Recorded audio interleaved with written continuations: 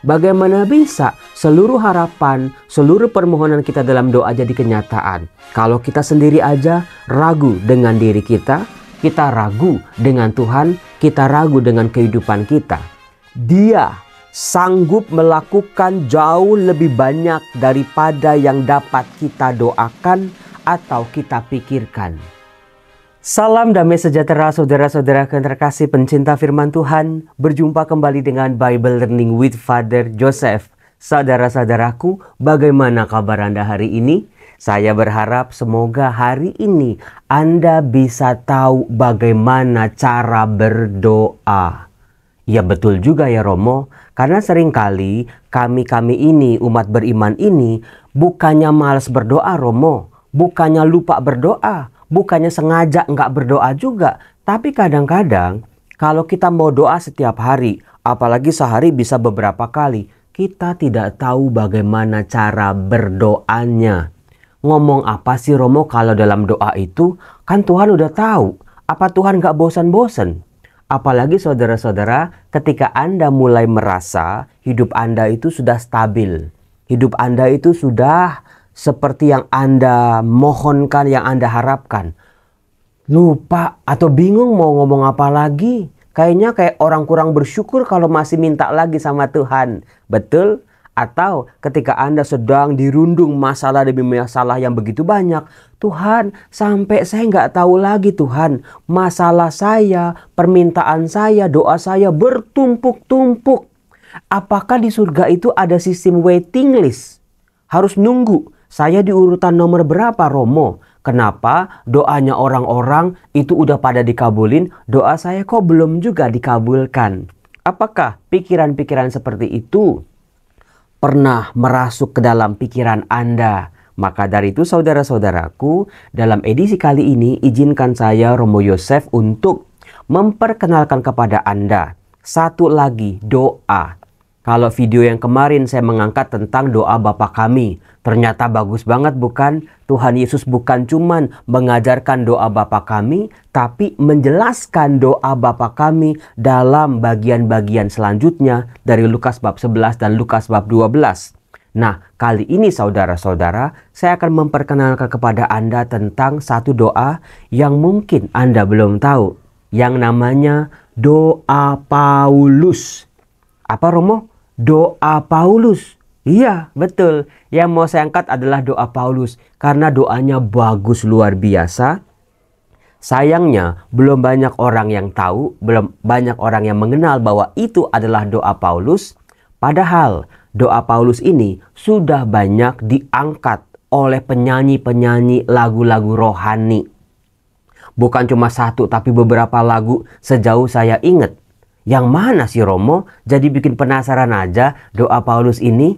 Saya cuma bisa bilang doa Paulus ini juga bagus luar biasa. Doa Paulus lahir dari ungkapan iman yang begitu besarnya. Rasa percaya pada Tuhannya.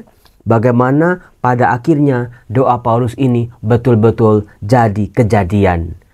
Terwujud, betul-betul dikabulkan oleh Tuhan. Nah, apa-apa saja yang diungkap oleh Paulus dalam doanya? Sikap batin yang mana? Hal-hal apa aja yang harus kita tanam dalam pikiran kita? Mari kita bahas yuk. Itu dari surat Rasul Paulus kepada jemaat di Efesus bab 3 ayat 14 sampai 21. Saya akan membacakan salah satu ayatnya ya, yaitu ayat 20. Coba Anda ingat-ingat, lagu rohani mana yang mengutip langsung, lagu rohani mana yang diinspirasikan langsung oleh kata-kata Paulus dalam doanya ini. Paulus berkata gini, dia sanggup melakukan jauh lebih banyak daripada yang dapat kita doakan atau kita pikirkan. Iya ya Romo, kayaknya banyak tuh lagu-lagu rohani yang nyanyinya kayak gitu liriknya. Ulangi coba Romo. Dia sanggup melakukan jauh lebih banyak daripada yang dapat kita doakan atau kita pikirkan. Saudara-saudara yang terkasih, ini dia pintu masuk dari doa Paulus. Ini kata kuncinya. Bukan cuma sebatas pada kata-katanya yang indah, tapi apa yang harus betul-betul hidup di pikiran kita, hidup di hati kita, hidup dalam tindakan-tindakan kita, termasuk kata-kata, seluruh pelayanan-pelayanan kita. Yaitu sebelum kita berdoa, pada saat kita berdoa, setelah kita berdoa, tancapkan sungguh-sungguh sebuah manifestasi dalam diri Anda. Tanamkan itu dalam-dalam dengan rasa percaya tanpa keraguan sedikit pun bahwa Dia, Allah kita, Bapa kita yang baik, sanggup melakukan jauh lebih banyak daripada yang kita doakan atau kita pikirkan. Coba betul-betul. Karena seringkali ketika kita berdoa, kata-kata kita juga terbatas. Bahkan kita nggak tahu apa yang kita butuhkan. Bahkan kita nggak berani curhat sedalam-dalamnya sama Tuhan. Kita cenderung menutup-nutupi. Atau kita takut dengan segala dosa-dosa dan kelemahan kita yang mengotori batin kita. Atau juga pikiran dan hati kita yang seringkali membatasi pikiran Tuhan sendiri. Kemahakuasaan Tuhan kita batasi. Atau juga mulut-mulut orang lain. Orang tua kita lah, anak-anak kita lah, pasangan kita lah, teman-teman kita, pastor-pastor kita mungkin juga ya. Bisa jadi, kamu mah susah, kamu mah sulit, kamu mah nggak mungkin bisa. Sering kali kita berhadapan dengan situasi seperti itu. Nggak usah jauh-jauh, waktu saya mau masuk seminari aja, saya harus melewati beberapa orang yang ngomong kayak gitu. Kalau kamu mah nggak bakal bisa lah jadi pastor.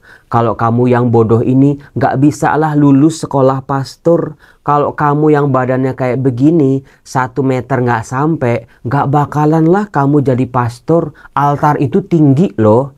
Tabernakel itu nanti kamu nggak nyampe loh. Ada begitu banyak tantangan demi tantangan yang seringkali juga meracuni pikiran kita saat kita berdoa. Tuhan, apa mungkin ini jalanku? Kita jadi insecure, kita merasa nggak yakin dengan diri kita sendiri. Ketika kita sendiri nggak yakin dengan diri kita sendiri, lalu juga kita nggak yakin sama kemampuan Tuhan, bagaimana kita bisa melihat doa-doa kita dikabulkan Tuhan? Bagaimana bisa seluruh harapan, seluruh permohonan kita dalam doa jadi kenyataan? Kalau kita sendiri aja ragu dengan diri kita ragu dengan Tuhan, kita ragu dengan kehidupan kita. Nah, dalam doa Paulus ini kita diajak untuk melangkah 1-2 langkah di luar pikiran manusia, di luar segala yang bisa dibayang-bayangkan oleh manusia. Karena apa? Tuhan sanggup melakukan jauh lebih banyak daripada yang kita doakan atau kita pikirkan. Jadikan itu rema dalam kehidupan Anda, saudara-saudara. Betul Romo, mulai hari ini Romo, saya mau Romo melakukan apapun. Asal saya yakin itu sesuai dengan kehendak Tuhan. Meskipun saya rugi di mata dunia, meskipun saya disingkirkan, meskipun saya kehilangan jabatan, saya kehilangan kesempatan karena iman yang saya pegang, tapi saya yakin Tuhan itu penuh dengan kebaikan. Contoh ya. Anda kan jarang lihat saya pakai baju kayak gini kan? Biasanya kan yang pakainya hitam. Lalu jasnya hitam juga, ada kolarnya. Waktu itu ininya patah. Ini dari plastik, tapi karena udah kelamaan saya belinya di tahun 2009. Waktu saya pertama kali ke Roma saya beli ini. Jadi ini bisa dicopot nih saudara-saudara. Nah kayak gini. Nah milik saya yang lama patah. Kemudian, nah ini dia, saya jadi curhat deh. Waktu minggu kemarin lah, karena patah, karena dipakai, ya nggak bisa lagi nih dipakai nih. Lalu juga bajunya, bosen yang hitam terus. Tiba-tiba Romo Baur, bestie saya, sahabat saya, Romo Baur yang sedang kuliah di Roma, itu tanya sama saya, bro, mau titip apa dari Roma? Nah itu dia. Dia mau beliin saya baju kolar, ini yang lengkap gitu. Dia beliin, kemarin udah sampai barangnya. Terima kasih Romo Baur. Dan saya jadi bisa pakai baju kayak gini lagi. Keren kan? Nah, saudara-saudara, kembali ke doa Paulus. Dalam suratnya kepada jemaat di Efesus bab 3 ayat 14 sampai 21. Dikatakan begini. Saudara-saudara, Aku bersujud di hadapan Bapa. Penting ini catat saudara-saudara, bahwa sebuah gestur dalam berdoa juga sangat menentukan. Kadang-kadang kita suka-suka kita aja dalam berdoa, bukan? Karena kita ya sambil duduk, sambil nyetir, sambil ya ngapa-ngapain gitu. Tapi apakah kita bukan cuma sekedar gestur tubuh ya, tetapi juga sikap hati sebetulnya. Aku bersujud di hadapan Bapa. Gerak tubuh dalam doa. Betul-betul. Coba ketika Anda masuk ke gereja, apakah Anda berlutut sungguh-sungguh? Ketika Anda berdoa, apakah Anda mengatupkan tangan sungguh-sungguh? Atau juga yang lebih dalam dari itu, apakah hati kita ketika berdoa di hadapan tahta Bapa yang Maha Kuasa, kita bersujud bahwa Bapa yang besar, Bapa yang jauh lebih dahsyat daripada hidupku. Rencana Bapa jauh lebih baik daripada rencanaku. Kehendak Bapa jauh lebih penting bagiku daripada kehendakku sendiri. Sujud di hadapan Bapa. Itu kata kunci Paulus yang pertama sebelum kita masuk dalam doa. Bersujud di hadapan Bapa. Pikiran. Apakah pikiran kita juga sujud di hadapan Bapa? Merendah di hadapannya. Maksudnya itu. Apakah hati kita juga sujud di hadapan Bapa? Merendahkan diri kita seterendah-rendahnya di hadapan Bapa yang Maha Kudus, Maha Mulia. Itu yang perlu penting untuk kita sadari ketika kita berdoa. Dikatakan, aku berdoa supaya seturut kekayaan kemuliaannya, ia menguatkan dan meneguhkan kalian oleh rohnya di dalam batinmu. Dikatakan si Paulus ini berdoa. Berdoanya bagaimana? Dikatakan menurut atau seturut kekayaan kemuliaannya. Jadi karya-karya Tuhan yang sudah dipancarkan, yang sudah dilakukan, yang sudah terjadi dalam sejarah hidup manusia, itulah yang menjadi dasar doa Paulus. Itulah yang membuat dia bisa berharap. Misalnya kisah penciptaan, kisah Abraham, kisah perjalanan orang Israel di padang gurun, kisah pengampunan Daud setelah jatuh ke dalam dosa bersama Betsheba, kisah-kisah dalam perjanjian baru, Maria menerima kabar dari malaikat Gabriel, kisah Zakaria, kisah Simeon dan Hana, kisah-kisah orang-orang buta disembuhkan, kisah-kisah orang sakit, orang lumpuh, orang timpang dibuat berjalan kembali, kisah-kisah pengusiran setan, kisah-kisah Yesus membangkitkan orang mati, kisah-kisah pengajaran tentang kasih, tentang pengampunan. Itulah yang menjadi dasar kita berdoa. Makanya kalau kita nggak pernah baca firman Tuhan, semakin susahlah kita berdoa. Itu dia. Karena tadi, menurut kekayaan kemuliaannya, yang mana kita nggak kenal. Maka kita nggak mendasari doa-doa kita dengan keyakinan bahwa Tuhan mampu melakukan jauh lebih besar daripada yang kita doakan dan kita pikirkan. Maka bacalah firman Tuhan, kenali karya-karya Tuhan, kenali kemuliaan Tuhan, kenali kekayaannya yang luar biasa pada kita. Kemudian, sehingga oleh imanmu Kristus diam di dalam hatimu, kalian berakar dan beralas dalam kasih. Ini dia salah satu tema lain dalam doa Paulus, yaitu ketika kita berdoa kita mengharapkan Tuhan diam dalam diri kita. Bukan cuma kita diam dalam Tuhan, tapi apakah hidupku, kata-kataku, kesaksianku, gaya hidupku sudah selaras dengan kehadiran Tuhan dan kasih Tuhan, sehingga Tuhan datang tinggal di dalam hati kita, menguasai pikiran kita. Maka coba sekarang Anda lihat dalam perasaan Anda, mana yang lebih dominan? Perasaan sedih, perasaan khawatir karena hutang piutang, perasaan jengkel, kecewa dan marah karena doa-doa tidak dikabulkan, atau Tuhan sudah hadir? Mau doa dikabulin, doa belum dikabulin, atau doa tidak dikabulin, Tuhan biarlah Engkau yang mendominasi, menguasai, merajai pikiranku, hatiku, tubuh, jiwa, dan rohku. Itu yang terpenting saudara-saudara. Baru setelah Tuhan tinggal dalam diri kita, kita layak di hadapan Tuhan karena Tuhan Maha Pengampun, Maha Kasih. Dia sangat melihat kita sebagai anak-anak kesayangannya, kita berharga di matanya. Jadi saudara-saudara, sebelum kita berdoa, sebelum kita dekat sama Tuhan, percayalah saudara-saudaraku bahwa kita ini dikasihi. Pengalaman dikasih oleh Allah banyak mengubah banyak orang. Merubah cara hidupnya, merubah cara dia memandang hidup. Bahwa hidupnya dikasih oleh Allah. Bukan perkara doaku dikabulin baru aku merasa aku dikasihi. Tidak. Meskipun doa-doaku tidak dikabulkan, keinginan-keinginanku masih menunggu waiting list di surga. Aku percaya aku dikasihi. Aku diberi hidup. Aku diberi nafas. Aku masih boleh bergerak. Aku memiliki segala hal yang masih ada dalam diriku. Aku masih boleh melayani Tuhan. Aku masih boleh hidup sesuai dengan imanku. Saudara-saudara, apakah Anda tahu bahwa hidup kita kebanyakan itu lebih baik daripada 90% orang di dunia ini? Ulangi Romo, hidup kita ini yang masih bisa nonton YouTube, masih punya handphone, itu lebih baik daripada 90% penduduk bumi ini.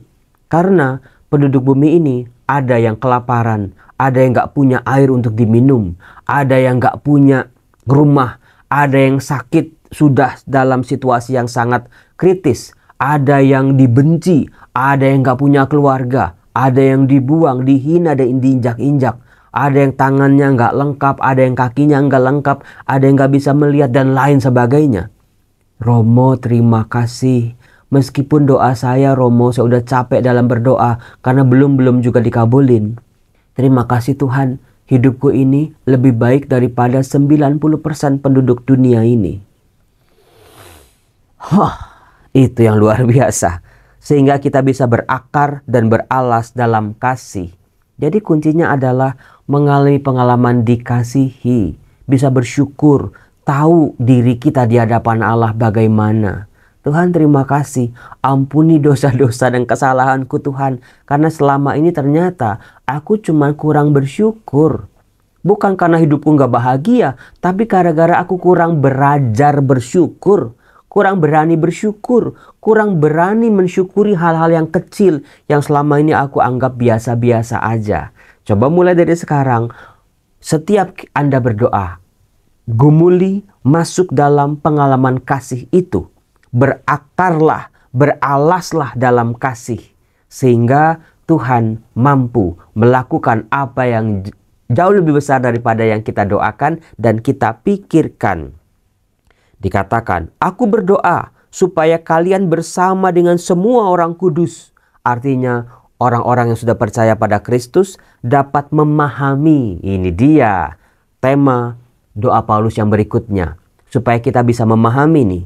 Betapa lebarnya dan panjangnya. Betapa tinggi dan dalamnya kasih Kristus. Karena seringkali saudara-saudara, pikiran kita yang cuma seiprit ini mau menguasai pikiran Allah, mau menguasai kasih Allah, yang gak bisa. Ketika kita merasa kita tidak dikasihi, lalu kita bilang Tuhan itu gak penuh kasih.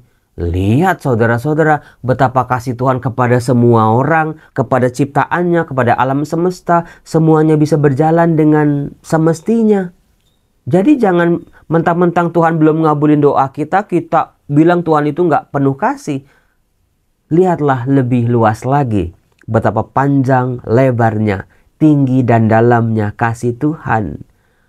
Berarti Romo, kasih Tuhan yang saya alami selama ini, yang saya pikirkan Romo, itu belum ada apa-apanya dengan pikiran, dengan kasih Tuhan yang jauh lebih besar daripada yang kita pikirkan, saudara-saudara. Itu sih, Tuhan, saya mohon semoga dalam hidup saya, dalam pelayanan saya, dalam tugas-tugas saya, dalam doa-doa saya, satu langkah saja Tuhan, saya lebih memahami, lebih lebar, lebih panjang, lebih tinggi, lebih dalam memahami kasih-Mu. Setiap hari menyadari kasih-Nya ternyata jauh lebih besar, lebih besar, lebih besar, lebih besar lagi.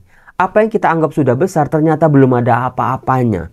Berdoalah sampai Anda memahami hal yang seperti itu, bahwa mukjizat yang aku terima yang aku anggap itu sangat berharga, paling besar, ternyata belum ada apa-apanya dibandingkan dengan kasih Tuhan yang sesungguhnya. Amin nggak? Amin banget Romo. Terima kasih nih, edisi kali ini bagus banget. Mana nggak bagus ya, aja sampai merinding ketika baca doa Paulus ini. Supaya kalian dapat mengenal kasih itu, sekalipun mengetahui segala pengetahuan. Seringkali sains, ilmu pengetahuan, akal budi manusia yang sudah sedemikian canggihnya, itu juga belum ada apa-apanya saudara-saudara. Kemampuan yang diberikan Tuhan pada kita jauh lebih besar. Karena manusia ternyata baru menggunakan kemampuan otaknya itu baru 20%. 80% lagi masih tidur mungkin. Maka akan terus berkembang. Tapi saudara-saudara, sedemikian dahsyatnya ilmu pengetahuan yang seringkali bertabrakan dengan apa yang kita imani. Ternyata di situ kita diajak untuk semakin menyadari kasih Allah. Maka ilmu pengetahuan yang canggih itu sebetulnya adalah karunia Tuhan juga. Apakah ilmu itu membawa manusia bisa semakin mengenal kasih Tuhan? Atau kalau ilmu pengetahuan sains ini makin membuat manusia tidak merasakan dikasih oleh Allah, tidak percaya sama Allah, berarti ilmu pengetahuan ini sudah mengkhianati dirinya sendiri. Karena akal budi adalah pemberian dari Allah yang membuat manusia istimewa dibandingkan dengan makhluk-makhluk yang lain. Aku berdoa semoga kalian dipenuhi di dalam seluruh kepenuhan Allah. Hidup yang utuh, hidup yang penuh, hidup yang selaras dengan kepenuhan Allah. Mungkin Tuhannya ngasihnya tak terbatas, tapi kita baru 1 titik 1 senti aja udah merasa hidup kita kayak paling digoreng sama Tuhan. Hidup kita udah yang paling menderitanya. Kita udah nggak sanggup, impossible, nggak mungkin. Padahal Tuhan kasih kita semesta tanpa batas, tapi baru 1 senti melangkah kita udah nggak sanggup. Yuk, doa Paulus ini didalamin betul-betul. Karena apa? Pahamnya, karena Tuhan sanggup melakukan jauh lebih banyak daripada yang kita doakan, daripada yang kita pikirkan. Supaya ternyata dari kuasa yang bekerja dalam diri kita, Tuhan sedang bekerja kok. Sabar dulu juga, makanya biarkan Tuhan bekerja dalam masalah-masalah kita, dalam segala kekusutan hidup kita. Tuhan lagi bekerja. Jangan biarkan pikiran kita kok nggak ada progresnya nih, kok nggak ada kemajuannya nih, Tuhan kok diam aja. Tuhan lagi kerja. Kita seringkali ngerecokin, malah kita makin nggak percaya sama Tuhan, maka cara kerjanya Tuhan dalam diri kita jadi terganggu juga. Bagi Dialah kemuliaan di dalam jemaat, di dalam Kristus Yesus, turun-temurun sampai selama-lamanya. Amin. Ujungnya adalah kemuliaan Tuhan. Bukan soal ujungnya itu, bukan soal doaku terkabul, rezekiku bertambah, aku jadi sembuh, karirku meningkat, aku dapat pekerjaan, rumahku dijual. Itu mah cuma 1 langkah kecil. Tapi ujungnya adalah semua demi kemuliaan Tuhan yang hadir dalam Yesus Kristus. Romo, kenapa saya baru tahu doa bagus begini? Makanya buka Efesus bab 3 ayat 14-21. Doa sendiri nanti di rumah ya. Salam, saya mau ngajar lagi. Tuhan berkati.